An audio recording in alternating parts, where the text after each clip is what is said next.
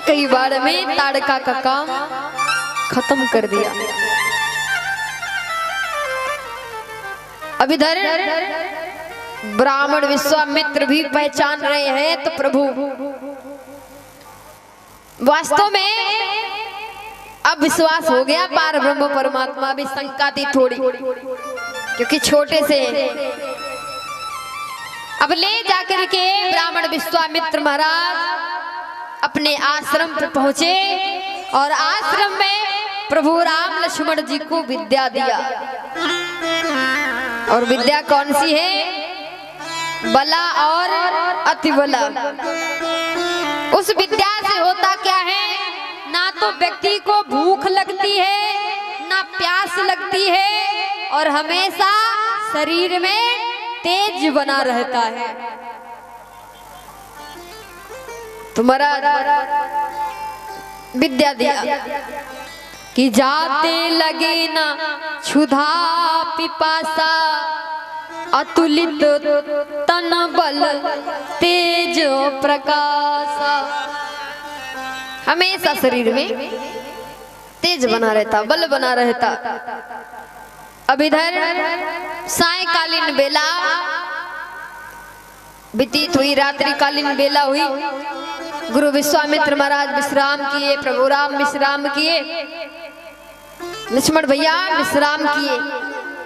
और उधर जैसे प्रातः काल हुआ तो प्रातः काल जैसे प्रातः काल हुआ महाराज प्रभु राम उठ करके ब्राह्मण विश्वामित्र से कहा, महाराज आप जाकर के निर्भय यज्ञ करिए और मैं देखता हूं कौन राक्षस ऐसा है जो यज्ञ विध्वंस करता है। ब्राह्मण विश्वामित्र ने क्या किया? यज्ञ की तैयारियां की और यज्ञ की व्यवस्था बनाई और यज्ञ प्रारंभ कर दिया कि होम करन लागे मुनि झारी, आप रहे मख की रखवारी।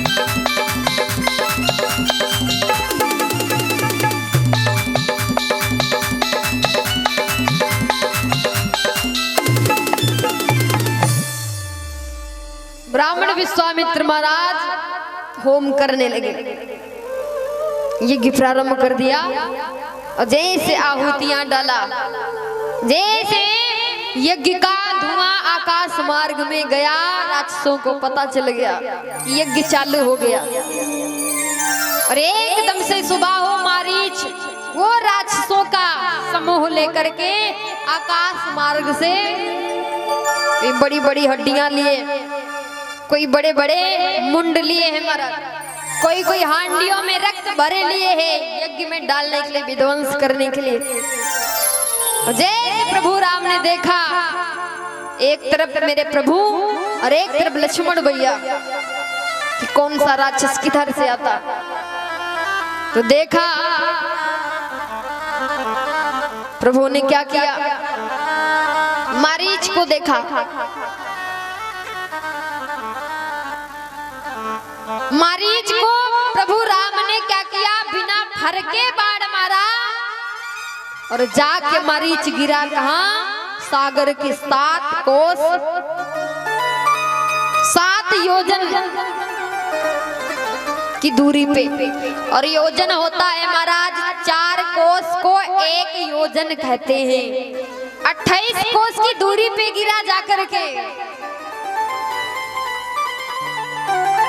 बिन फर बाण राम ते ही मारा, सतयोजन का सागर पारा। समुद्र के 7 योजन दूरी पे जाकर के मारीच गिरा और 6 महीने इसको होश नहीं आया। कितने महीने? 6 महीने। तभी ये मारीच खूब समझाता है रावण को। जब रावण कहता है मामा तुम मायावी मृग बन जा, मैं बाबा जी बन जाऊंगा। जब सीता जी की हरने की बात करता है कौन? रावण। तो मारीच समझाता है रावण 9 लोगों से कभी बैर नहीं करना चाहिए। आगे कथा आएगी बड़ी लंबी। तो महाराज इसको 6 महीना होश नहीं आया। तो मारीच कहता है अरे रावण, विश्वामित्र की यज्ञ वाला बाण मुझे अभी भी याद है। 6 महीने मुझे होश नहीं आया था। अरे अब तो वो राजकुमार बड़े हो गए होंगे, इसलिए क्यों दुष्कर्म के चक्कर में पड़ते हो? करना है यदि, अगर आपको करना है तो अच्छे कर्म करो। करना है सत्कर्म करो, चोरी का करना ठीक नहीं। हरना है तो निज दोष हरो, पर नारी हरना। बहुत समझाया लेकिन रावण को समझ नहीं आया, क्योंकि रावण कहता तामसी शरीर है, भगवान 2 ही रूप में मिल सकते, या तो भगवान से खुले दिल से बैर कर लो या फिर प्रेम। तो रावण कहता भक्ति भजन तो होगा नहीं, इससे अच्छा बैर कर लो। तो भगवान 2 ही रूप में बहुत जल्दी मिलेंगे, या तो फिर बैर या तो प्रेम। तो महाराज मारीच को तो बिना फर के बाण मारा, समुद्र के 7 योजन दूरी पे गिरा। बहुरी स्वभाव अग्निसर मारा, लक्ष्मण कटुक निशाचर मारा। महाराज छोटे छोटे जो के यहाँ पत्रिका क्यों आई? राजा जनक जी ने प्रण रखा है धनुष यज्ञ। क्यों रखा? धनुष यज्ञ क्यों रखा? बहुत लंबी कथा। एक बार की बात, ये जो धनुष वो जनकपुर में जो धनुष रखा गया था, तो धनुष यज्ञ महाराज राजा जनक जी ने क्यों किया, क्या कारण था, और ये धनुष आया कहां से था? एक बार की बात है, ये धनुष भोलेनाथ बाबा का पिनाक धनुष, और भोलेनाथ बाबा के कैलाश पर्वत पे रखा था। और एक दिन नारद बाबा और रावण कैलाश पर्वत पे पहुंच गया। नारद बाबा तो पहले से ही थे, रावण भी पहुंच गया।